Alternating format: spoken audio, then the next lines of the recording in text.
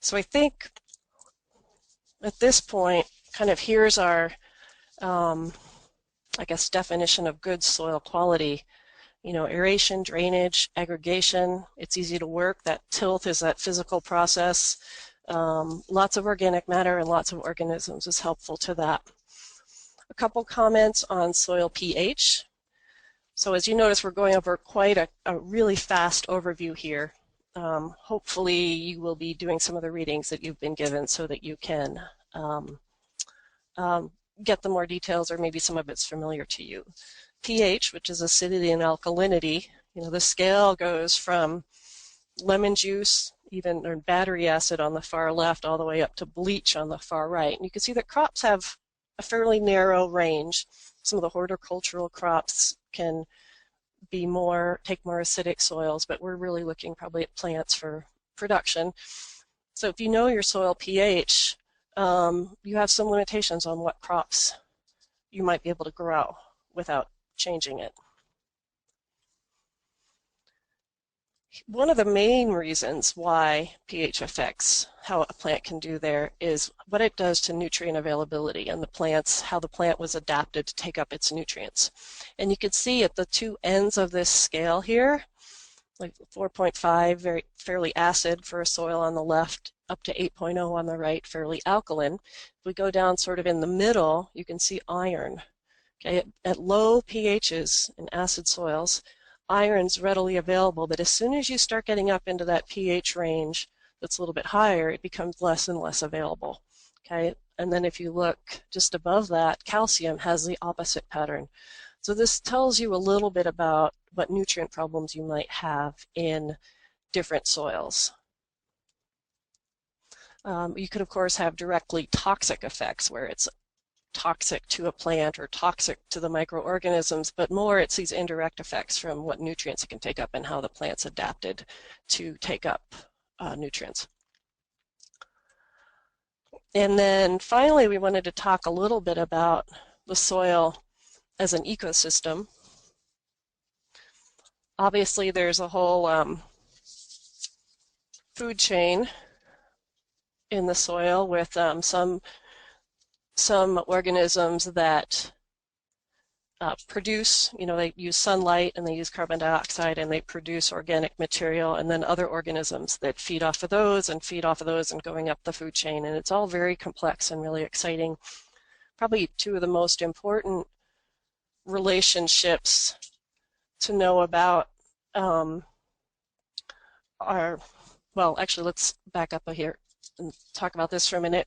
Two important processes that happen in the soil is this. I talked about the constant turnstile and cycling of things through the soil. And if we look at the top here, we can think about an organism, and it's made up of proteins and has all sorts of elements and stuff and molecules in it. When they die or they excrete, have exudates, those wastes go out, and some of them are available as plant nutrients. Okay, so plants can take those up. Meanwhile, other organisms also take up any of those nutrients that are floating around in solution and say, yay, this is the food we need to build our proteins. That process of incorporating them into their bodies is called immobilization. Okay, so mineralization is kind of the opposite of immobilization. And when something's immobilized, it's stored in the organism and it's not available for the plant roots. So this is the cycling we're talking about, and nitrogen and sulfur are probably two of the nutrients that are most affected by this because they're not natively in most soil parent materials. They're not in the mineral structures and readily available. Okay, wanted to quickly talk about two symbioses, how some soil organisms really help our plant growth. And you may be familiar with some of these. Nitrogen fixation. A lot of people know that if you grow legumes, it can add nitrogen to your soil.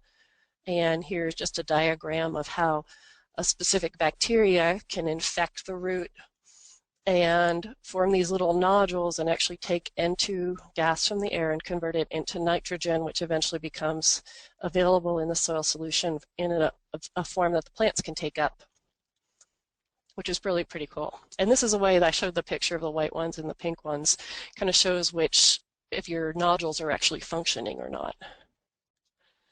Another type of relationship that's really beneficial, and we're learning more and more about this all the time, but many plants form relationships with specific fungal species where the fungi actually infect the roots, and they actually, in a good way, because they sort of join with the roots and they give the plant an extended root system. Meanwhile, the plant gives some of its carbon and energy to the fungus, so they both survive or do better. They both benefit. Of course, there's the famous earthworm, and you can look at those nice, dark, rich earthworm casts up there at the top of the photo, which are usually really nutrient rich compared to the bulk soil around it. And let's see, I think we're getting short on our time here. I'm still okay? Okay. I have a number of more slides in this handout, which I don't think we'll really get to. We'll go through in sort of a cursory way. And they're all about how to increase organic matter, which I think is kind of the take-home message I would like you to have, is that adding organic matter is a good thing for your soil, and you need to, it's probably good to read up on it a little bit. But the other things besides organic matter is avoiding compaction, because you lose those large pore spaces that are so needed. And another one is to maintain the surface cover with vegetation. Like, don't have bare soil. That'd be the more direct way to say it. Avoid compaction, don't have bare soil, and increase your organic matter content. And this is, I think I'll let you guys read that on your own, and there'll be some food for thought. I want to kind of look at the sort of the main ways that we can add organic matter. This slide talks about we can plant a green manure, a crop that we don't harvest, we incorporate into the soil while it's still green. If we plant legumes and we harvest them off, it really doesn't give us much nitrogen compared to any other crop. But if we leave it still green, or if we grow grass and add that organic matter to the soil, it really helps improve the soil quality. We can haul in things like straw or wood chips or peat, whatever, and add organic matter that way. We can add manures, whether we buy it in bags in the store or we clean out the barn and spread it. We can add compost. If we're at a large scale, there's manure spreaders out there. It always amazes some of my conventional ag students because they think if you were on a larger farm, you'd have to be going out there with a shovel and spreading your manure over your 100 acres or whatever, and they don't realize that there's equipment available. Here's a large, this is an on-farm composting operation. I'm pretty sure I took this picture in Wapato, Washington about 10 years ago. Okay.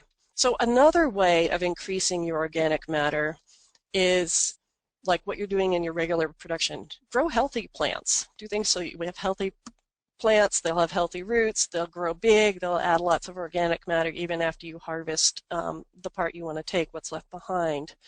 Okay.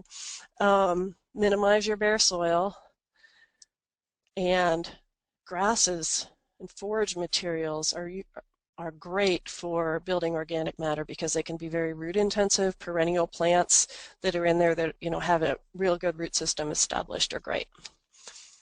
And finally, the kind of third way of increasing organic matter is by minimizing the loss of it. And the two ways organic matter gets lost, well, the first way we probably think of is harvest. I have it second on the slide here, but we remove our crop because that's why we're growing it.